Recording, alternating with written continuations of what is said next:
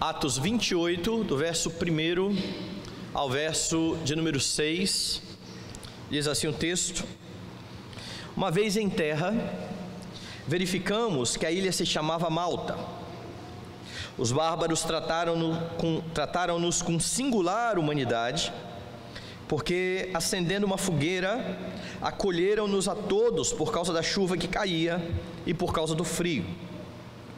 Tendo Paulo ajuntado e atirado à fogueira um feixe de gravetos, uma víbora, fugindo do calor, prendeu-se-lhe a mão.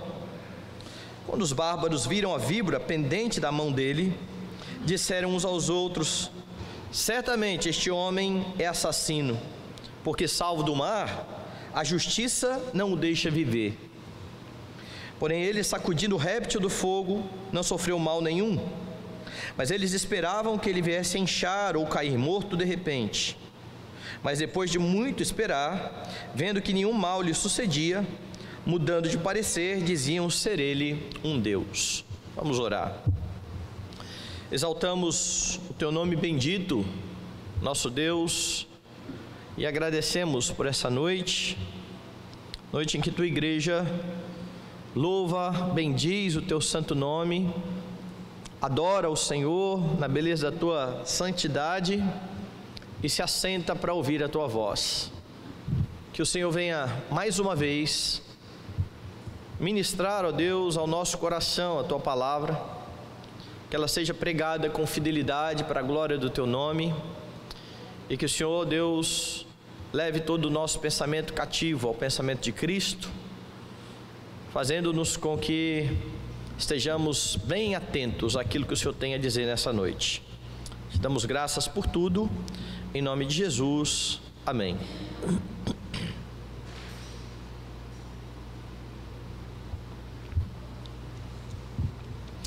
Meus irmãos, Deus sempre cumpre a sua palavra. Deus é fiel e sempre levará a cabo cada um dos seus planos.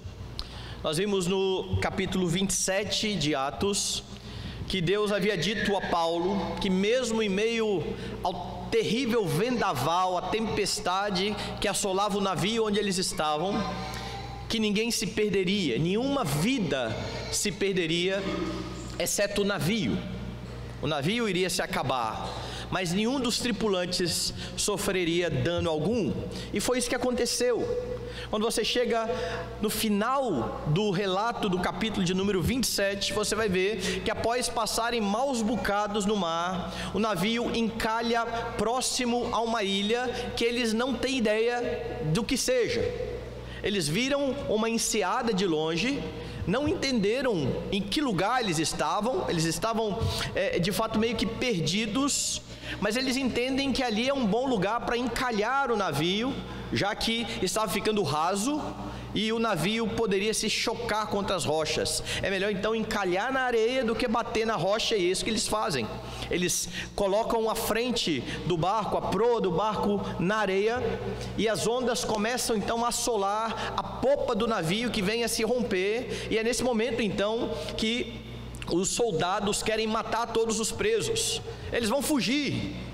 A promessa de Deus: ninguém se perderá, nem um fio de cabelo se perderá. E pela providência de Deus, então, o centurião, querendo salvar a vida de Paulo, vai dizer: não, ninguém vai morrer aqui, não vai matar ninguém. Quem sabe nadar, pule na água, e quem não sabe nadar, se agarre em alguma tábua. E foi então que eles chegaram em terra firme. E o texto que nós lemos nessa noite narra a primeira parte dessa chegada em terra firme, na ilha de Malta. Você aprende aqui algumas atitudes que você precisa ter como crente. Quais são as atitudes que você aprende aqui com a chegada de Paulo na ilha de Malta?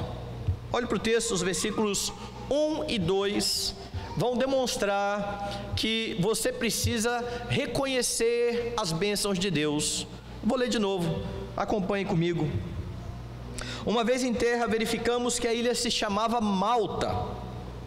Os bárbaros trataram-nos com singular humanidade, porque, acendendo uma fogueira, acolheram-nos a todos por causa da chuva que caía e por causa do frio. Lembre que Lucas, o escritor de Atos dos Apóstolos, é um dos tripulantes. Lucas é um dos náufragos, é um dos que sobreviveu àquela terrível tempestade, ao tempo pavoroso que ali estava. E ele então diz que assim que eles chegam na ilha, eles tentam se informar onde é que eles estão, qual é o nome da ilha. E aí ele diz, ele registra aqui: verificamos que a ilha se chamava Malta. Essa poderia ser uma informação irrelevante se Malta, o nome Malta, não tivesse um significado. O teólogo William Hendricks se aponta para o significado de Malta como refúgio. Depois de sair da tempestade, depois de sobreviver à tempestade, eles chegaram numa ilha que se chamava refúgio. Eu acho que você ia gostar de chegar num lugar desse. Depois de passar maus bocados no mar, o nome da ilha onde eles estão é bastante sugestivo. Eles agora não correm mais perigo, o barco não tem mais como naufragar e eles morrerem, eles estão em terra firme. Lucas está com isso reconhecendo que Deus estava cumprindo o que havia dito: ninguém vai se perder, nem um fio de cabelo vai se perder. E ele reconhece a bênção de Deus em sua providência, usando os habitantes daquela ilha a fim de suprir as necessidades deles. Veja que o texto vai dizer que os bárbaros, no verso 2, trataram-nos com singular humanidade. Não entenda a palavra bárbaro aqui do jeito que nós entendemos hoje, certo? No sentido pejorativo. Para o grego, qualquer pessoa que não falasse a língua grega era bárbaro. Esses homens aqui são bastante civilizados, eles são bastante amáveis com aqueles homens que acabam de chegar agora na praia, um monte de gente molhada, sem nada, e eles tratam estes homens com humanidade. Lucas diz que é singular humanidade. A ideia que Lucas quer passar aqui é que estes homens foram benevolentes, eles foram bons. Eles olharam aqueles homens chegando e acenderam uma fogueira. Estes homens chegam encharcados, eles acabaram de naufragar, eles estavam com as roupas molhadas e, para piorar um pouco mais, chovia e fazia bastante frio. E é por isso então que estes habitantes fazem uma fogueira a fim de que eles se esquentem. Eles estão agora todos diante da fogueira e, ao que tudo indica, veja que é um grupo bastante grande, certo? Se você voltar aí um pouquinho no texto que nós vimos na semana passada, verso 37, estávamos no navio 276 pessoas ao todo. Então você não pode imaginar 276 pessoas ao redor da fogueira.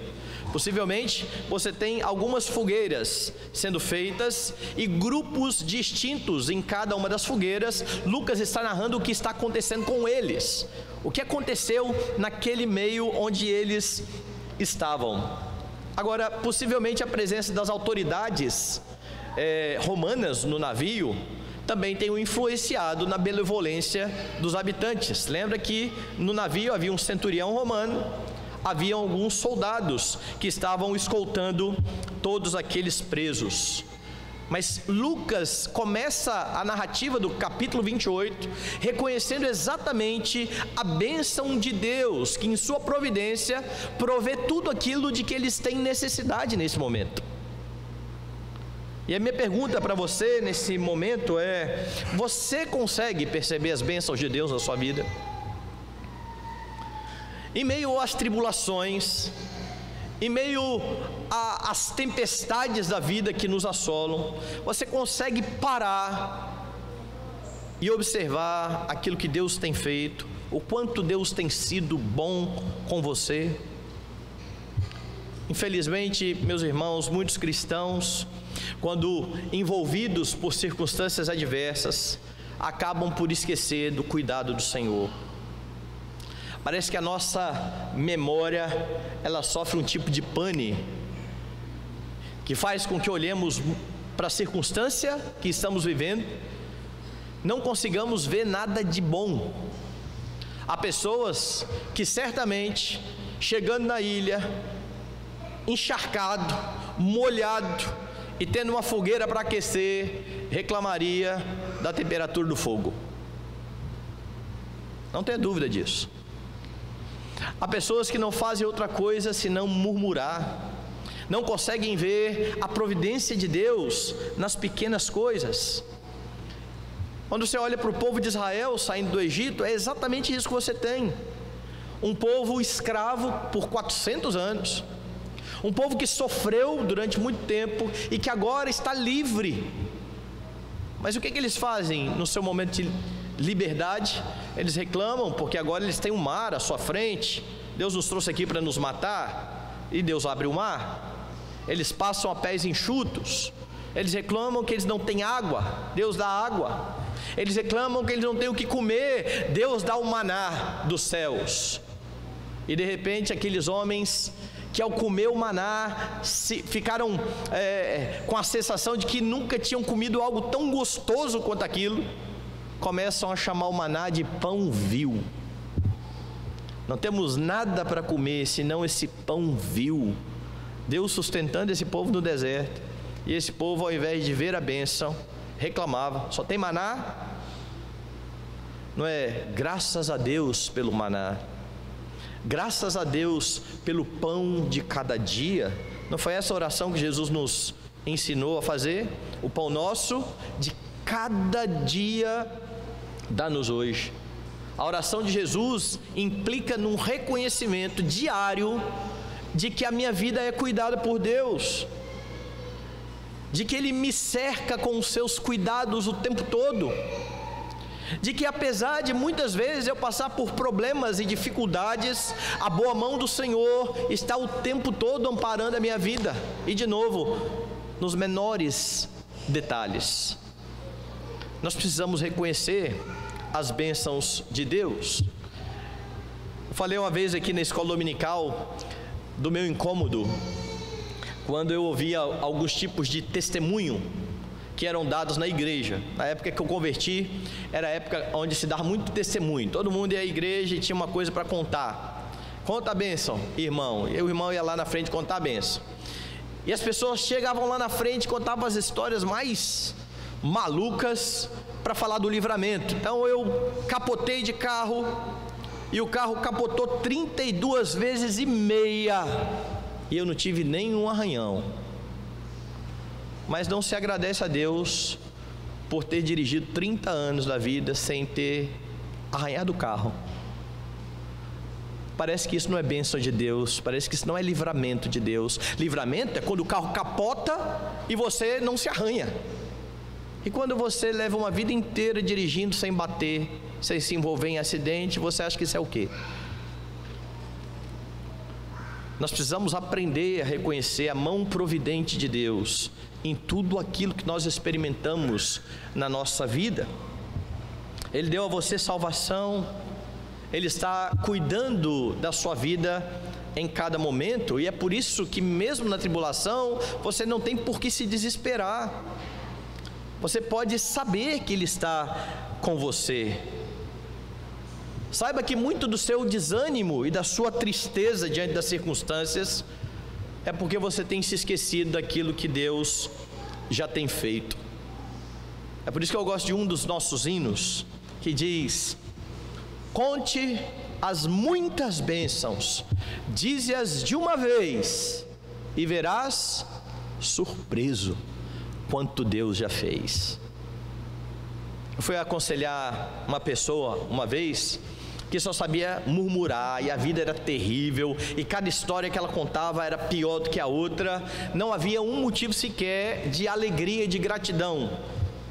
E aí eu abri a Bíblia, falei algumas coisas sobre contentamento, sobre o cuidado de Deus, e passei o dever de casa.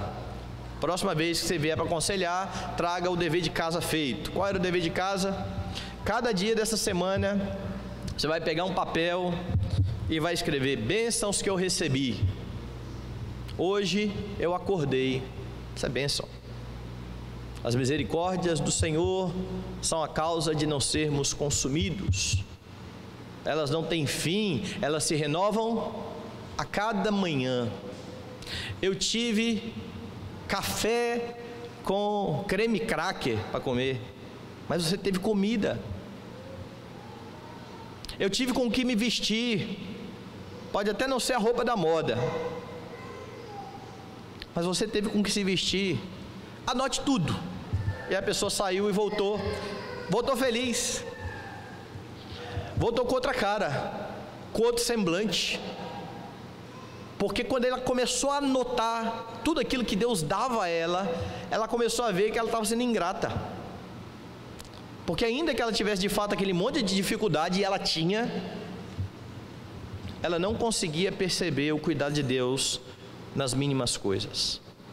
E nós precisamos aprender isso, meus irmãos, porque as tribulações por vezes acabam por ofuscar a vista dos cristãos.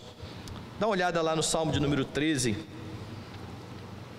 eu acho que ele ilustra muito bem o que eu estou dizendo aqui agora. O Salmo de número 13 é o salmo em que Davi começa dizendo: até quando, Senhor, esquecer-te-ás de mim para sempre? Até quando ocultarás de mim o rosto? Até quando estarei eu relutando dentro de minha alma, com tristeza no coração cada dia? Até quando se erguerá contra mim o meu inimigo? Veja quanta murmuração, veja quanta reclamação, quanta queixa. Davi não consegue perceber o cuidado de Deus, pelo menos não nesse momento. No momento em que ele começa a escrever a sua oração, mas ainda assim ele confia em Deus, ele está orando ao Senhor e pede que o Senhor atente para ele, que o Senhor o responda, que o Senhor não deixe que ele caia nas mãos do seu inimigo. E aí depois disso você percebe que no verso 5 a oração muda totalmente o tom. Aquele homem que estava reclamando de tudo, agora diz: no tocante a mim, confio na tua graça, regozije-se o meu coração na tua salvação, cantarei ao Senhor porquanto me fará muito bem. É isso aí que está na sua Bíblia? Porque ele me tem feito muito bem. Davi está em meio à tribulação, ele está queixoso, mas ao que tudo indica, enquanto ele orava, ele começa a lembrar da graça de Deus sobre ele, do cuidado de Deus, perdoando o seu pecado, não tirando a sua vida quando ele tinha adulterado. Isso é graça. Ele merecia morrer. E agora então ele diz: eu confio na tua graça, cantarei ao Senhor porquanto me tem feito muito bem. Mas as tribulações, como eu disse, elas têm muitas vezes o poder de cegar os nossos olhos, ou de colocar aquelas viseiras que os animais usam, e a gente só consegue focar aqui, e a gente não olha mais nada ao nosso redor, e é por isso que não conseguimos perceber as bênçãos de Deus. Os malteses, os habitantes da ilha, mesmo sendo gentios, perceba outra lição, conseguiram ser benevolentes com os náufragos. E se isso é verdade, quanto mais benevolentes devem ser aqueles que temem e que conhecem ao Senhor.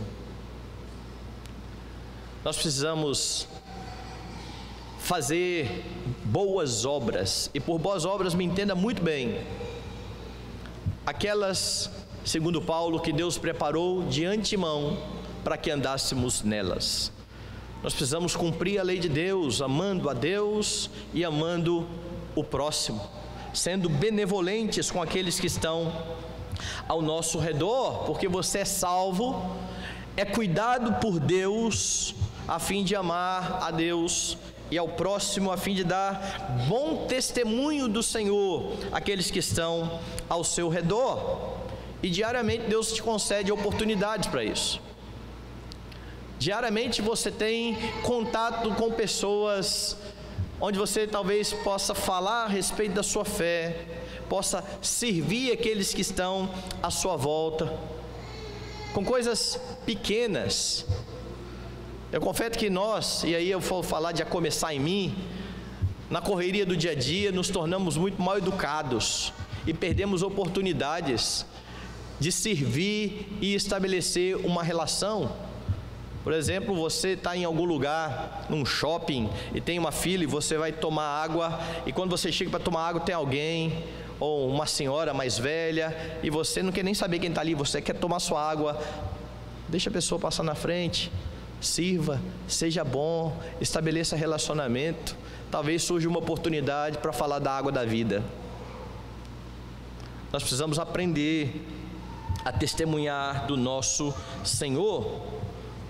Muitos têm esquecido do seu chamado e a sua falta de serviço, de empatia com os outros, acaba por ser um mau testemunho para o Evangelho. Se homens que não conhecem a Deus, como estes malteses, foram capazes de ser benevolentes, aqueles que estão em Cristo, muito mais, porque a bondade, a benevolência, tudo isso é fruto do Espírito.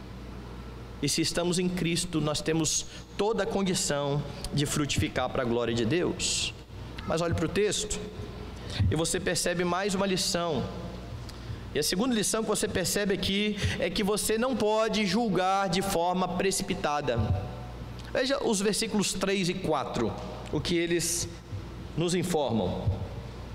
Tendo Paulo ajuntado e atirado à fogueira um feixe de gravetos, uma víbora, fugindo do calor, prendeu-se-lhe a mão.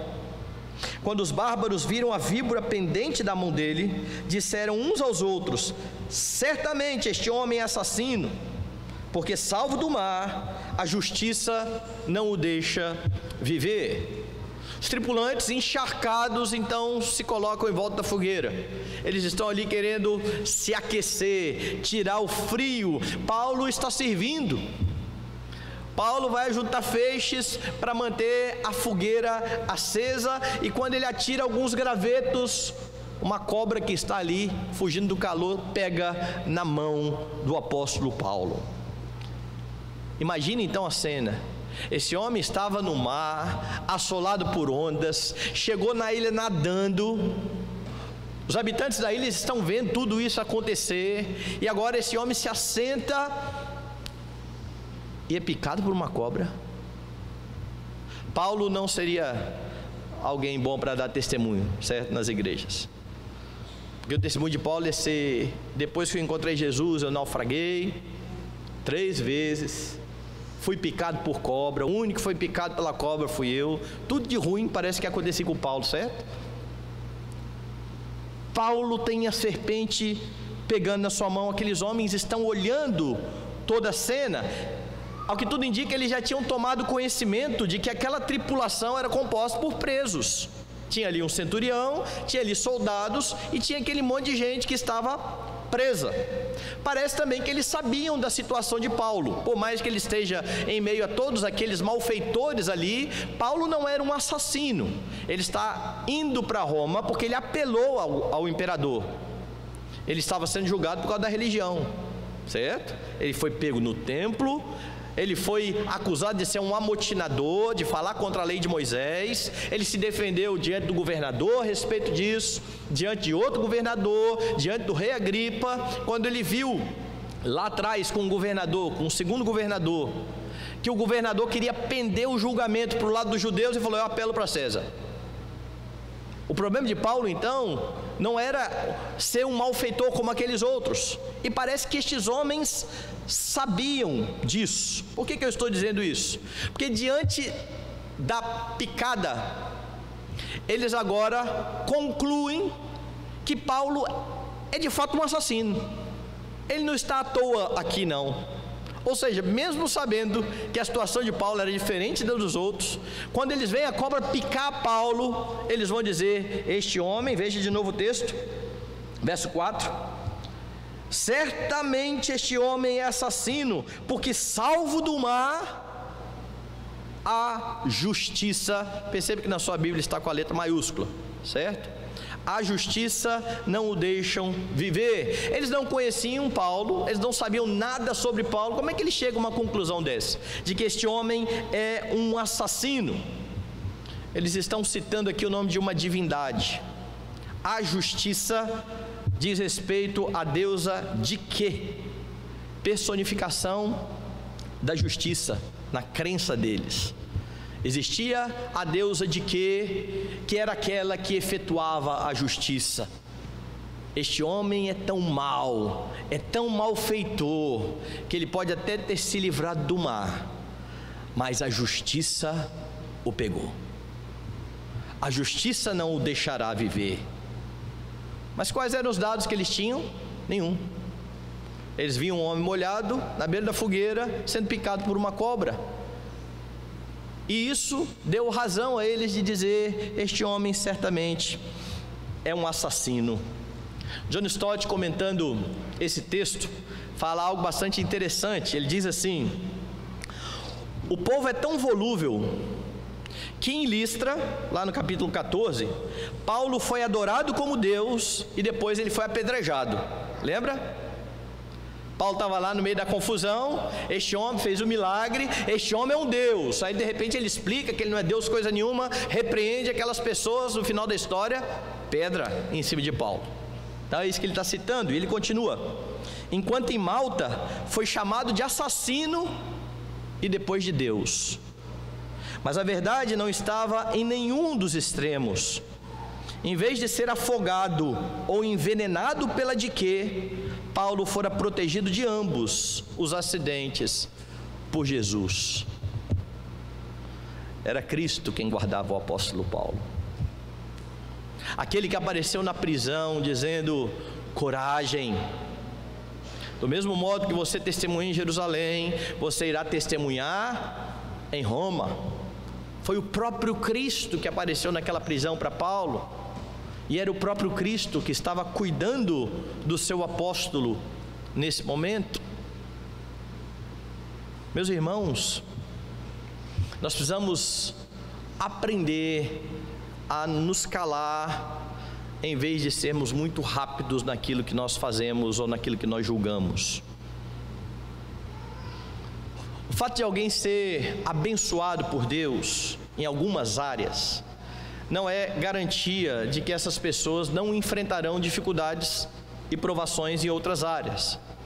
Mas por vezes cristãos têm julgado uns aos outros, porque vendo o irmão passar por tribulação, diz: pecado, Deus está pesando a mão. É verdade que isso acontece muitas vezes, não tem dúvida disso. Se você tem dúvida que Deus pesa a mão naqueles que cometem pecados, leia a confissão de fé de Davi, lá no Salmo, quando ele diz que enquanto calou os pecados, os seus ossos envelheceram pelos constantes gemidos todo dia, porque a tua mão pesava dia e noite sobre mim, e o meu vigor se tornou em sequidão de estio. Ah, pastor, mas isso era lá no Antigo Testamento. Leia a Epístola aos Coríntios, quando Paulo diz que a participação indevida na ceia era a razão de muitos naquela igreja estarem fracos, doentes e morrendo. Deus não mudou do Antigo para o Novo Testamento. Mas o que eu sempre digo quando eu olho a Epístola aos Coríntios é: graças a Deus, Ele não nos deu um atributo chamado onisciência. Nós não sabemos as razões que levam alguém a enfrentar dificuldades. Nós não sabemos os motivos de alguém padecer em meio a enfermidades ou a tribulações.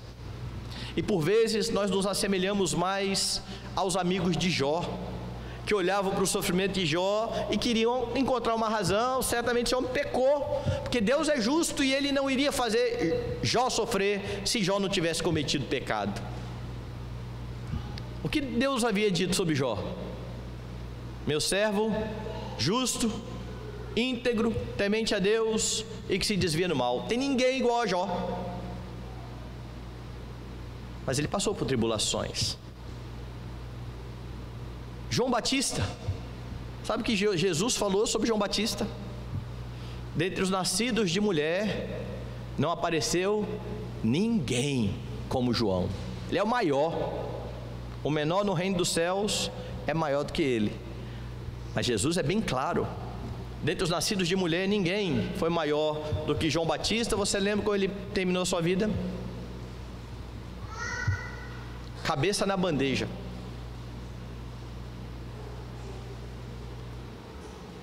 Os discípulos de Cristo não entendiam bem essa dinâmica. Abra comigo João capítulo 9. Que talvez alguém diga assim: mas pastor, a gente não faz isso, crentes não fazem isso. Pense aqui nos apóstolos, o grupo de 12 homens que iniciou a igreja, que está aqui em Atos dos Apóstolos, fazendo com que a igreja se expanda.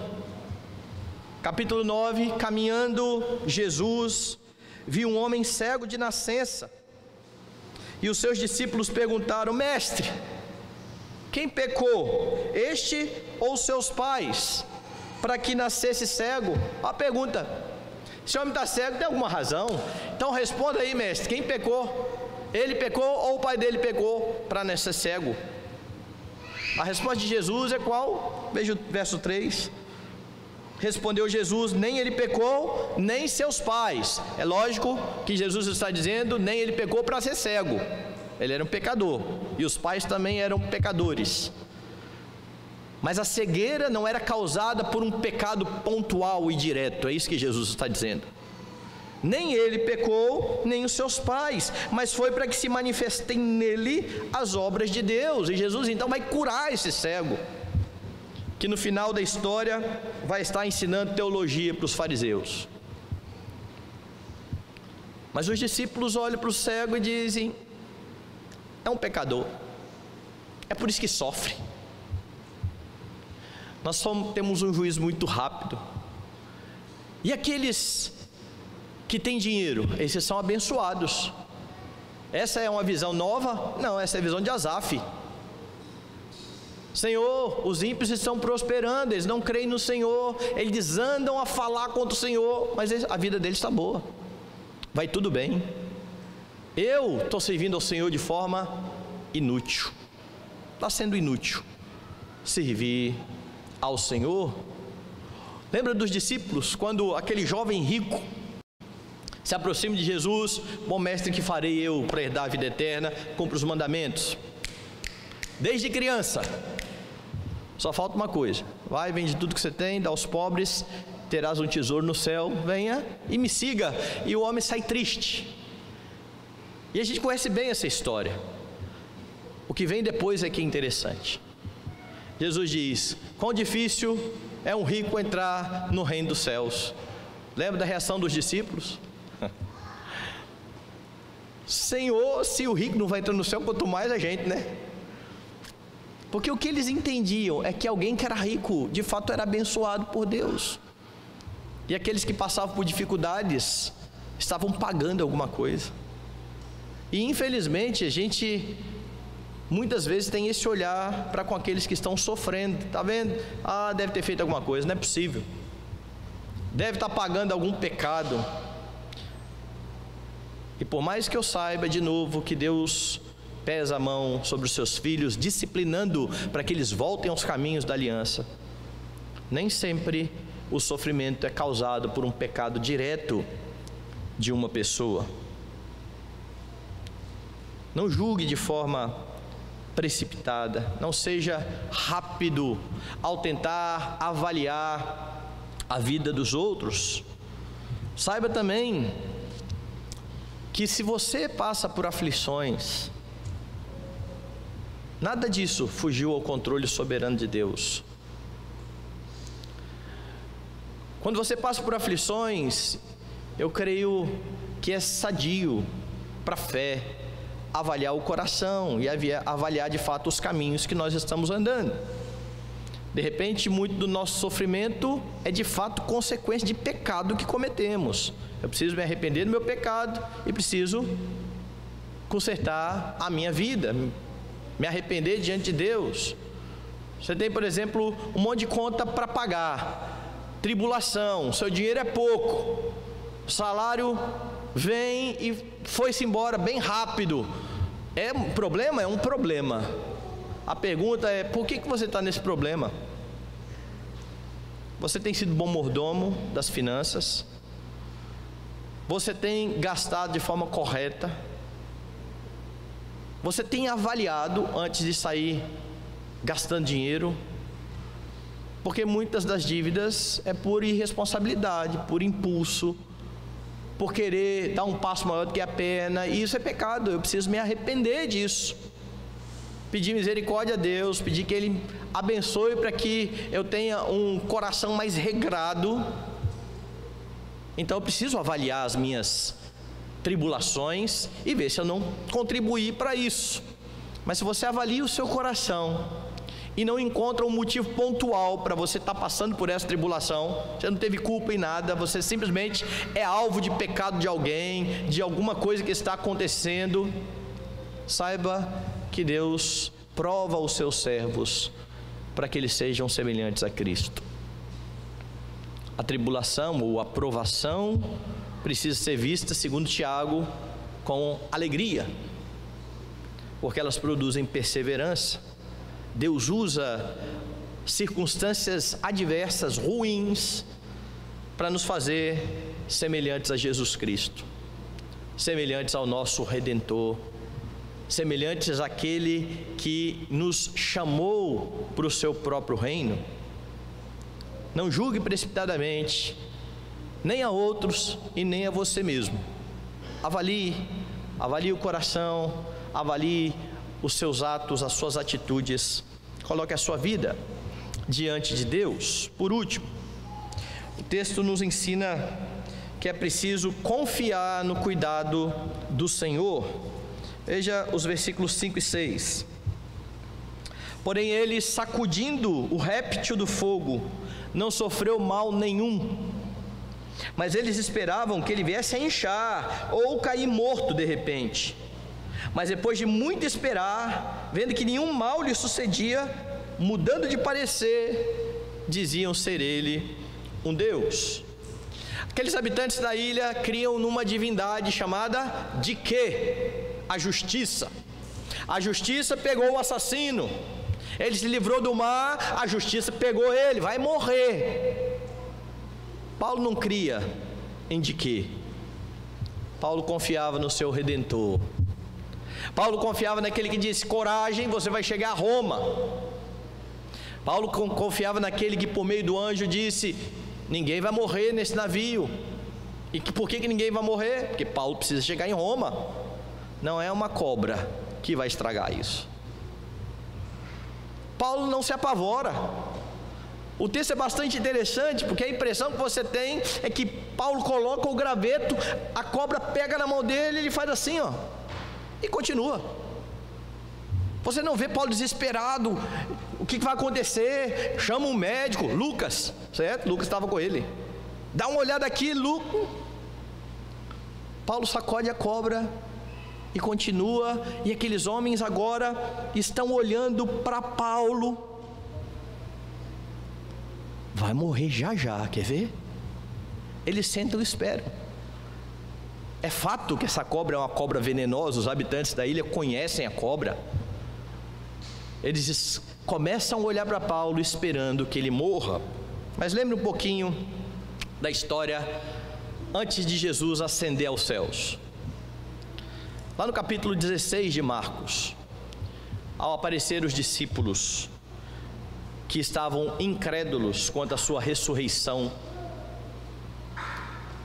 que alguns sinais acompanhariam os que crescem na sua ressurreição, daquele grupo de discípulos. Nós já vimos isso quando falamos dos sinais em Atos dos Apóstolos.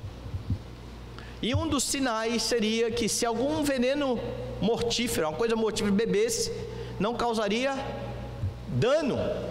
Paulo não bebeu nada, certo? Mas ele foi picado por uma cobra venenosa. Ele não morre. O que acontece aqui é um milagre.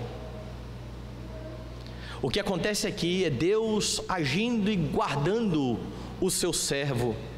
Lembrando que os milagres servem para confirmar o envio do apóstolo. É por isso que você tem os apóstolos o tempo todo realizando milagres e prodígios. Mas aqueles homens não sabem disso. Aqueles homens estão olhando para Paulo e esperando o pior. Veja lá no versículo 6. Mas eles esperavam que ele viesse a inchar ou cair morto de repente. Vai ser coisa de tempo.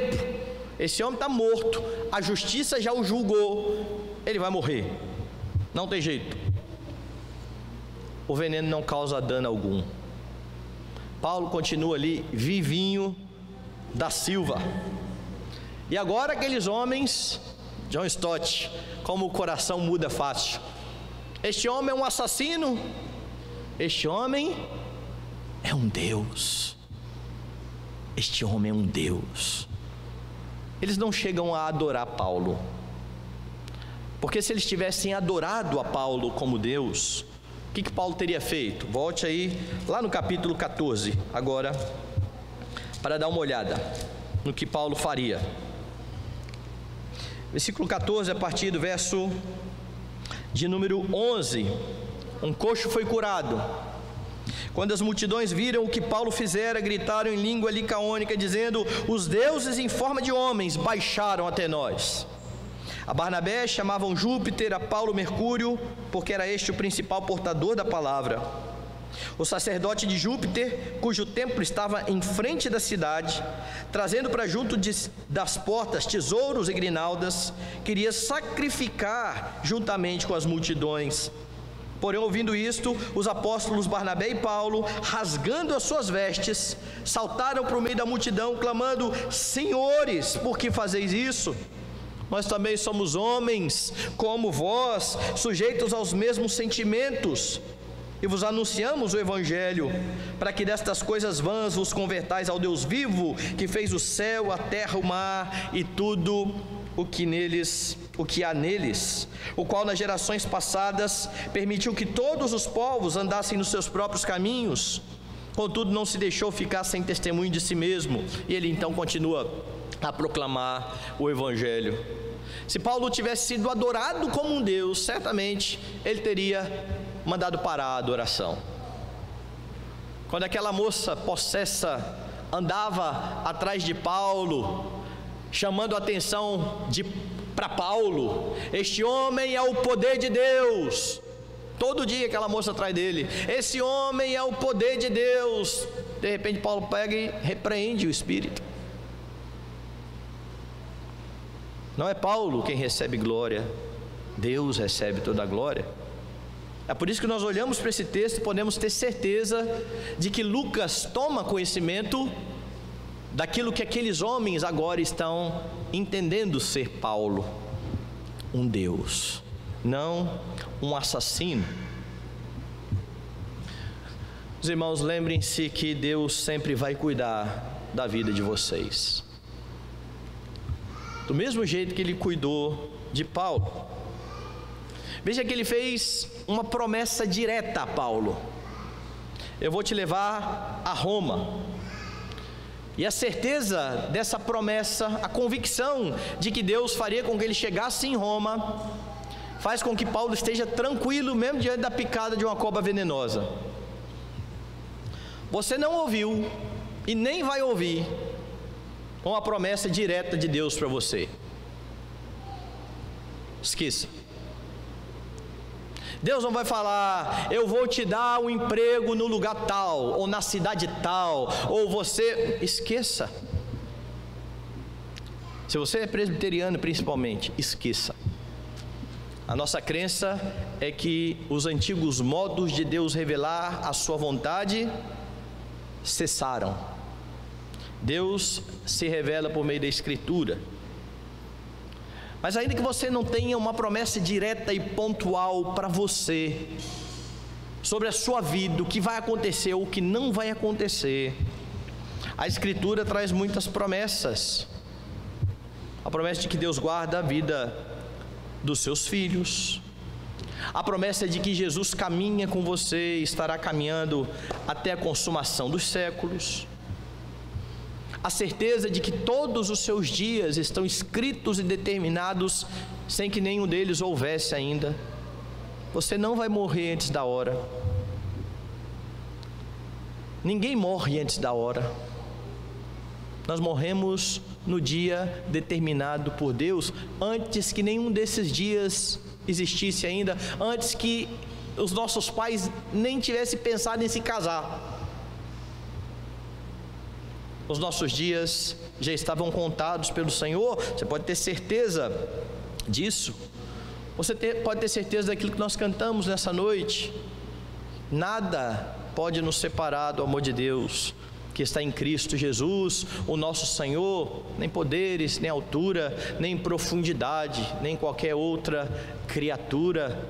Todas essas são promessas muito diretas que a Escritura faz para todo crente. E nós precisamos confiar nesse Deus que em Jesus Cristo nos cobre com toda sorte de bênçãos espirituais nas regiões celestiais. E crendo nisso, nós vamos confiar nesse Deus. Nós vamos saber que Ele está conduzindo a nossa vida. Confie naquilo que Deus fará em sua vida. E como eu disse, mesmo as aflições serão usadas para que Deus forje em você o caráter de Jesus Cristo. Porque a Bíblia também diz que você foi eleito antes da fundação do mundo para ser conforme a imagem de Jesus Cristo.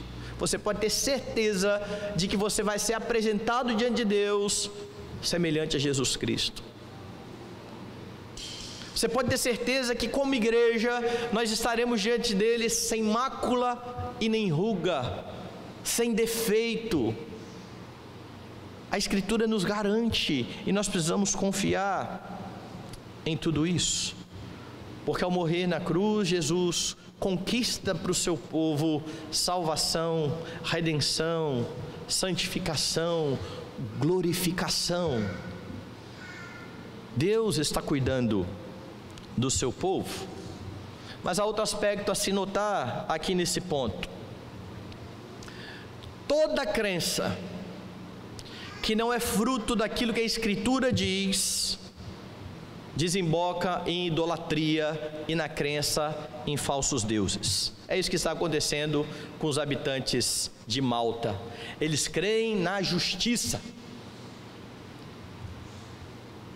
Estes homens creem no falso Deus e por isso creem no Deus fraco. E eles nem se atentam para essa incoerência. Este homem é um Deus, ele está preso, ele está escoltado, ele está sendo levado pelos guardas para Roma. Que Deus é esse? Aí você fala assim, mas Jesus também foi assim, não foi, pastor? Sim. A diferença é que depois de morrer, Jesus ressuscitou para a glória de Deus Pai. Jesus se deixou prender. Ninguém tira a minha vida, pelo contrário, eu espontaneamente a dou. Tem autoridade para dar e para reaver. Mas aqui eles estão crendo num Deus que está sendo escoltado, um Deus fraco, apesar de picado pela serpente, está preso. Na cabeça deles, eles não conseguiam perceber essa incoerência, e aqueles que adoram falsos deuses não conseguem ver essa incoerência. Por exemplo, se você confrontar alguém que é católico romano, dizendo que eles creem em muitos deuses, porque eles rezam a vários santos, você vai ouvir uma resposta bem direta: nós cremos em um Deus só. Os santos não são Deus. Os santos são mediadores, intercessores, mas eles não são Deus. Eles afirmam isso de boca para fora, certo? Bom, se eles não são Deus, eles não são oniscientes. Como é que um santo consegue ouvir a oração de tanta gente ao mesmo tempo? Mas eles não conseguem perceber essa incoerência. A idolatria é cega. A idolatria põe venda nos olhos. É por isso que ao proclamar, você confia no Espírito Santo que desvenda os olhos. porque sem a ação do Espírito Santo, o idólatra vai perecer na sua idolatria, com toda a incoerência que tiver, mas ele vai crer naquilo de todo o coração, sem parar, sem raciocinar, sem pensar naquilo que ele está crendo. É só o Espírito Santo falando na Escritura que tem o poder de tirar o homem das trevas e trazer para a maravilhosa luz de Jesus Cristo. Você precisa ter sabedoria, então, quando você fala a outros a respeito do verdadeiro Deus, a respeito do Rei de toda a glória, que enviou seu Filho para que todo aquele que nele crê não pereça, mas tenha vida eterna. O que você aprende então no texto? Você aprende a reconhecer as bênçãos de Deus. Olhe para a sua vida, faça uma avaliação de tudo que você já viveu até hoje. A gente está chegando no dia do ano em que todo mundo para falar o que aconteceu nesse ano, quais foram os meus planos, o que eu consegui fazer. Pare e veja o que foi que Deus fez na sua vida. A despeito das tribulações, apesar dos problemas, apesar das dificuldades, você está aqui vivo, adorando a Deus, na presença do Senhor. Aprenda a reconhecer as bênçãos de Deus, desde as menores até as maiores. Tem gente que não conta bênção porque ainda não recebeu uma grande bênção, ainda não capotou 32 vezes. Conte a pequena bênção. Deus está me guardando na estrada. Todo dia eu pego essa BR, eu vejo motoqueiro, eu vejo carro batido, eu nunca bati. Isso é uma pequena bênção. Aprenda a contar as pequenas bênçãos. Aprenda que você não pode julgar precipitadamente. Não avalie a vida de uma pessoa pelos problemas que ela está enfrentando. Pode ser que ela esteja passando por tribulação por causa de pecado? Pode. Você não sabe disso. Deus sabe. Avalie a sua própria vida quando você passar por dificuldades. Verifique se há pecado. Se há, confesse e deixe. Porque quem confessa e deixa alcança misericórdia. Se não há pecado que te levou a esse problema, confie na providência de Deus, confie no cuidado de Deus. Ele está cuidando de você. Talvez Ele não esteja cuidando do jeito que você acha que deveria ser cuidado. E quando esse pensamento passar pela sua cabeça, você lembra do que Isaías diz: os pensamentos de Deus não são iguais aos seus, eles são mais elevados. Os caminhos de Deus são muito mais elevados. Ele é sábio, nós somos finitos. Você tem no texto Paulo chegando a uma ilha chamada Refúgio e constatando que o verdadeiro refúgio é a pessoa do Senhor Jesus Cristo, o seu Redentor, que estava com ele, que estava conduzindo a sua vida até Roma. A segurança de Paulo estava naquela ilha. A segurança de Paulo estava no seu Redentor, no seu Senhor. O juízo que fizeram sobre Paulo estava errado. Esse homem é um assassino, fugiu do mar, a justiça pegou, vai morrer pela picada de cobra, juízo temerário. Mas se esse juízo fosse feito acerca de um homem sem Cristo, ele estaria certo.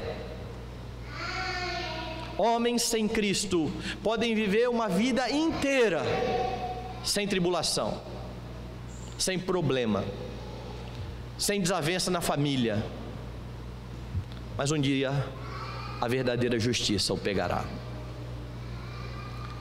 Não aquela deusa fraca lá dos gregos, mas o Deus que é todo justiça e que julga retamente e que sabe de cada um dos nossos atos,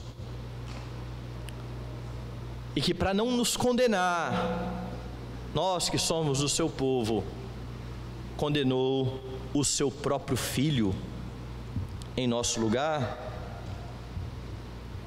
Quando os moradores de Malta olharam para Paulo como um Deus, eles creram num Deus fraco.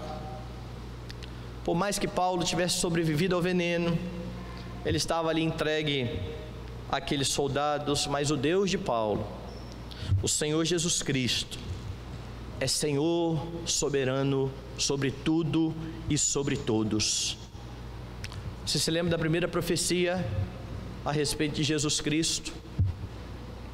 Da mulher virá aquele que vai esmagar a cabeça da serpente, da cobra. A serpente vai lhe picar o calcanhar. A picada da serpente no calcanhar foi a morte de Cristo no Calvário. Mas ele esmagou a cabeça dela. E porque ele não tinha pecado, ele ressuscitou para nossa justificação. Ele está exaltado à destra do Pai, de onde ele intercede por nós, de onde ele cuida de cada um de nós. E se você lembrar bem, uma das figuras que Jesus aplica a si mesmo é a figura de uma serpente. Você se lembra que os israelitas, aqueles mesmos que reclamaram que só tinham um pão vil para comer, ao pecar contra Deus foram todos picados por serpentes abrasadoras? Pois eles se arrependeram, clamaram a Moisés. Moisés intercedeu e Deus diz: faça uma serpente, suspenda a serpente. Todo mundo que olhar para a serpente vai ser curado. Abra a sua Bíblia em João capítulo 3. Um homem chamado Nicodemos vai até Jesus. Ele começa a conversar com aquele mestre que diz que ele precisa nascer de novo.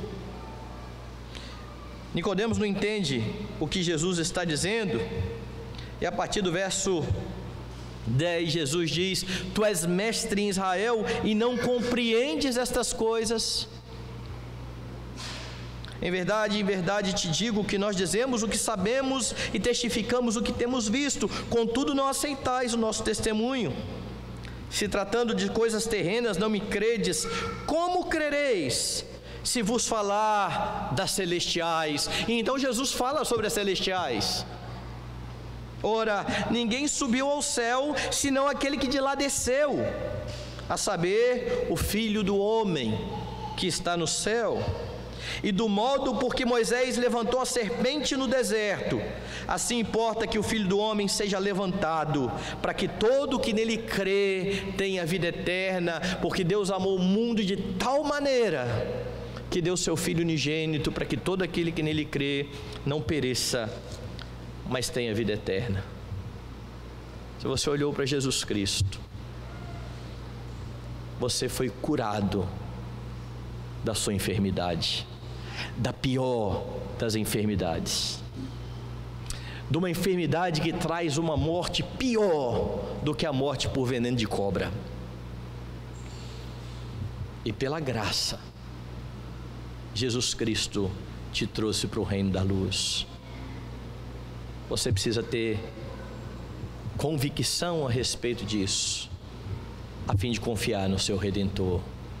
Ele salvou a sua vida e Ele vai te conduzir, não até Roma, mas até o destino final de todos os crentes.